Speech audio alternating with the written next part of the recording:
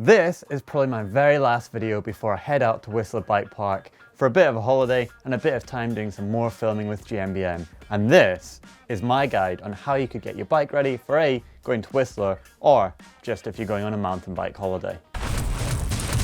So the very first thing that you probably want to do is you want to give the bike an immaculate clean. Then you're going to start off by drying it all off. I like to take the wheels off actually at this point. And you can give the full frame a complete clean and make it absolutely immaculate. So just take those wheels off and then we'll get into the next step. So with the wheels out, it makes it really easy to clean that main frame, get into all the bits where the wheels cover, and you can just use something like a bike polish or a silicone-based spray. Spray it onto a rag, don't spray it directly onto the frame because you could get oil onto the disc brake pads, and the worst thing you can get is squeaky brakes. So just spray that on, and then just give it a good old clean, wipe down. You can actually at this point just check for any damaged parts as well as you go along.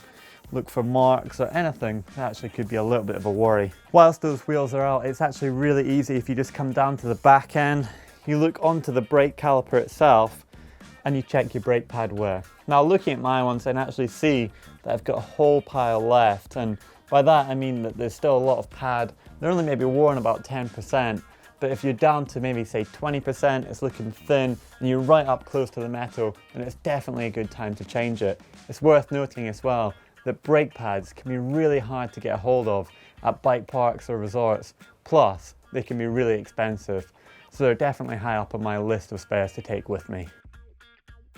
So the next thing that I'm going to do is I'm actually going to just take off the shock itself. Now you can do this for a number of different reasons. You might have to replace your bushes if you've been riding a long time, or if you actually take it off then you can just check and you can see if your bearings in the actual main frame itself are going to need replaced. Once you've got that shock out, the rear end becomes really light and easy to move around, and it really takes 2 minutes to get a shock off the bike, so it is worthwhile doing, and it can save you a lot of money if you do all this before you go. If you do it before you go, the chances are you're not going to have to nip into the local bike shop and go, hey, can you have a look at this, and they're going to charge you an arm and a leg and make it quite an expensive trip for you. So just about got that shock off now. So now that I've got that shock off, I can actually check if any of these bearings, and the bearings are actually in this part of the frame right here.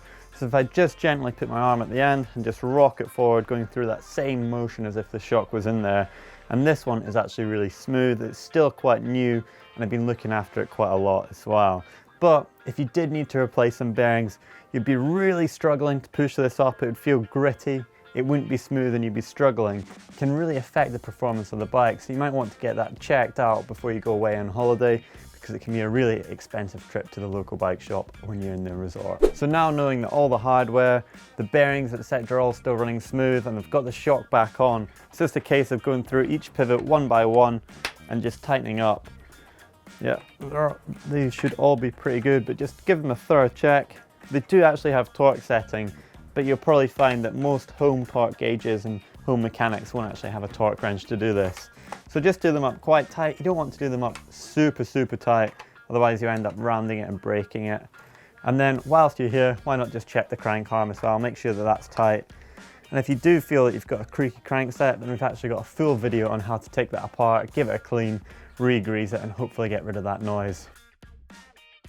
So now that we've got almost the rear of the bike fully checked over, it's time to come up to the front. Now I've noticed recently I've had a bit of a creaky headset, so I'm actually just going to take that apart, give it a thorough clean. So starting off doing that, the first thing that you're actually going to have to do is you're going to have to take off the brake caliper itself. Right, so with that brake caliper off, the first thing that we're going to do is we're just going to loosen off the stem to get that headset apart. So on my one I've got 2 bolts right here that you just take apart, and then take apart the top cap as well. So just be careful at this point, once you've got the headset apart, that you don't just take everything, let the fork drop out, and you've got bearings, spacers just flying all around the room, because the chances are you're going to lose something, and it can be quite tricky to get a hold of the exact parts. So just hold on to the bottom of the fork, slide the little cap off, and then also take the bearing out. Now I can already see that It's pretty filthy. With a good clean, hopefully that'll get rid of that creak. So there we go, headset is cleaned, re-greased, and I'm just putting the last bits back together. Now we do have an in-depth and full video on exactly how to do this, and you can click just up there and it's going to pop up in a little banner for you, and you'll get a full degrease video on how to get everything clean and hopefully creak-free. So we'll just put that back together, get the headset tightened, and then on to the next step. So now it's just time to put the wheels back in.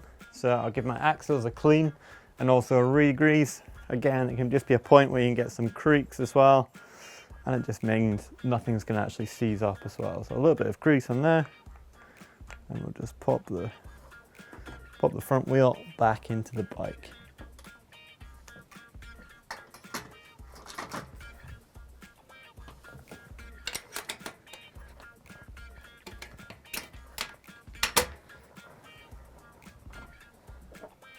So with that front wheel back in, all that I've got to do now after taking that whole headset apart was that my caliper was a little bit loose. So if I pull onto that front brake, hopefully that's going to fully align the whole brake system, and it'll be rub free once I've tightened the 2 bolts and released it. It might take a number of attempts to get it absolutely bang on, so if you don't get it first time, just bear with it. So with that back wheel still off, what we can actually do is we can just give the rear mech a thorough clean, get into those jockey wheels, make sure that there's no teeth missing, and get rid of any excess dirt and grime as well. Once you've got that thoroughly cleaned and you're happy and content with it, let's just go about putting that rear wheel in. So get that axle, pop a little bit of grease onto it, just rub that along with your finger, and then we can just pop that back wheel back into the bike. Back wheel in place now, just check that rotor is spinning freely and it's not catching or making any rubbing sounds. Mine's absolutely perfect. So what we're actually going to do is we're going to move on to have a look at the gears now. So if you just take a run through your gears, just using your shifter, make sure that they're moving up the cassette smoothly, quite crisp as well. And if they're not feeling that great, then what you could actually think about doing is replacing the cable. And the cable is actually what runs from the shifter right here down to the rear derailleur, and if the gears are feeling a little bit sticky, slow moving, or just a little bit hard to push through them, then that's when you're going to need a new gear cable. So with the bike almost back together now pretty much, it's a great time to see if you might need a brake bleed, and by that I mean just come up to the bars, give the brakes a couple of pumps, pull on them pretty hard as well, and if they feel spongy, then you're definitely going to need a brake bleed. And by spongy, I mean if they feel soft, if they don't feel powerful, the modulation isn't there in the same way, you're just not going to get that same power to the brake. So it's going to need a bleed, and to do this, it can be quite complicated. We have got an in-depth video on how to do it, but if you don't want to do it, then I definitely recommend taking it to the bike shop because it's an easy one to mess up.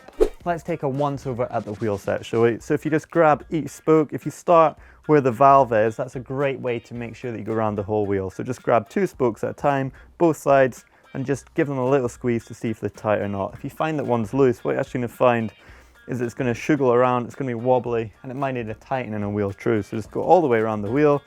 Yep, so far so good, and none are loose, I'm lucky. And do exactly the same on the front wheel as well. So with the bike back together, let's go back to where we started then and just give it one final thorough clean, including the wheels and the entire frame as well, just to make sure that any oil that we've got from actually doing the bike, we just get that off as well.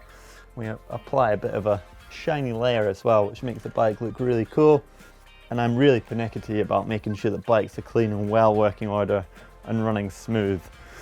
So that's just my thing. And then we'll just go right around the wheel, get all that dirt and old grime off as well. And your bike is going to be looking fast for when you're in the bike park. So other things that you could maybe have a look over is you could have a look at your suspension and just really see if it needs a service. If you've got any excess oil residue in the shaft that's looking a bit dark and dirty, likewise on the fork stanchions, you're probably going to need a service. You could also take a look at your tires, for example, really just check out if they're worn. You'll probably find that that rear tire is going to wear out quicker than the front one. What you could do to save a little bit of money and get the most out of your tires is put that front tire onto the rear and just replace that front tire, saving you a little bit of money. Anyway, of course, don't forget just to give a lift off the stand, shuggle it around where you've been checking everything is tight, check the headset, also the bushes and the bearings and the frame. And then you're pretty much ready to rip the trails and after you've popped it in a bike bag. If you want to watch some more great videos on GMBN, then why don't you click just up there and you're going to get to top 10 tools to take away with you on holiday. And if you click down there, you're going to get to a full mechanical playlist. Don't forget to click on that globe. It's going to be somewhere just around here in the dirt shed. And you get to subscribe. You'll never ever miss a video that we make again.